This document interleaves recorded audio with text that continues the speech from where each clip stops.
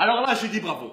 Là, je dis bravo. Là, c'est excellent, c'est excellent. Je pense que ce changement, ça a été le plus gros jeu de t'emmerde de l'histoire. Non, mais parce que changer uniquement le nom d'un truc pareil, ça sert à rien. C'est comme si moi, demain, je m'appelle Jean-Marc. Mais même si je m'appelle Jean-Marc, mon visage, lui, il te donnera toujours envie d'appeler la police. Donc cette monnaie, elle est utilisée dans 14 pays, pour plus de 100 millions d'habitants. Et devinez où est-ce qu'on imprime les billets? En France. Donc la France, à elle toute seule, dans 2 villages paumés que personne ne connaît, fabrique une monnaie dont dépendent 100 millions de personnes. Donc si demain, Jean-Jacques le révolté avec ses copains, ils font grève, parce qu'en France, la grève, c'est limite une religion, eh ben t'auras 100 millions de personnes qui seront peut-être dans la merde. Mais attends, c'est pas tout. Les pays qui utilisent le franc CFA, ce sont les seuls pays au monde qui payent un impôt à un autre pays. Chaque année, ils sont obligés de donner 50% au trésor public français. Déjà que la France, elle exploite à fond et depuis des années les ressources de ces pays. Et en plus, ils doivent donner la moitié de ce qu'ils gagnent à des mecs qui n'ont même pas levé le petit doigt. C'est comme si tu venais chez moi, que tu me volais tous mes meubles et que en plus tous les mois je dois te donner la moitié de mon salaire. Sans parler du fait que hier soir tu avais déjà cambriolé mes grands-parents. Il y a 3 banques centrales africaines qui gèrent l'économie et la vie de millions de personnes. Et devinez qui est-ce qui a un droit de veto dans chacune de ces banques?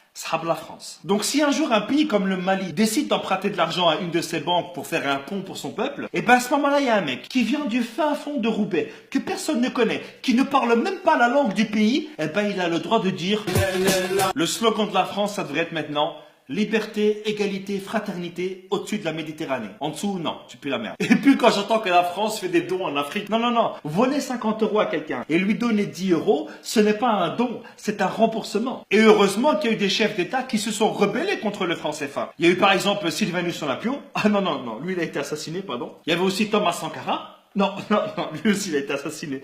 Non. Il y a aussi Modibo Keïta.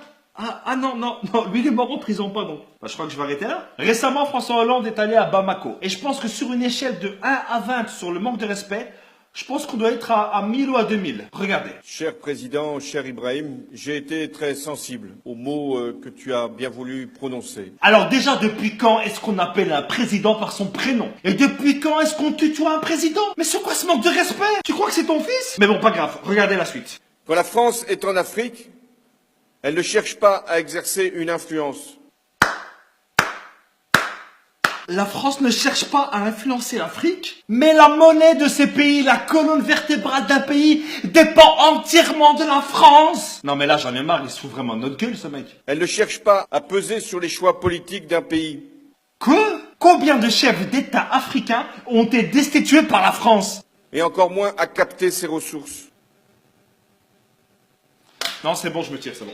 J'ai l'impression que plus c'est gros, plus ça passe. La France, elle est là aujourd'hui uniquement grâce aux ressources de l'Afrique. La France, elle a comme ressource naturelle que le vent et la pluie. Et si la France ne s'intéresse pas à tout ça, qu'est-ce que vous faites à chaque fois en Afrique? Vous savez, à chaque fois qu'un président français va en France, c'est uniquement pour vérifier les stocks et voir si les employés ils travaillent bien. Aucun pays ne peut prendre son indépendance s'il ne gère pas lui-même sa monnaie. C'est pas possible. Je ne peux pas nourrir ma famille et m'occuper de mes enfants si tu voles à chaque fois dans mon frigo et que tu gères mon argent. Le franc CFA, c'est un système qui est mis en place uniquement pour aider le peuple français. Voilà les amis, c'est ici que s'achève cette vidéo. J'espère qu'elle vous aura plu. C'est l'une des vidéos les plus compliquées que j'ai eu à faire. Donc je compte sur vous pour partager un maximum cette vidéo. Parce qu'aujourd'hui, en 2017, il y a encore de l'esclavage, mais économique cette fois. Donc voilà les amis, je compte sur vous. Et n'oubliez pas, comme dirait ma grand-mère, qui vole à neuf se fera d'excellentes omelettes. Ciao!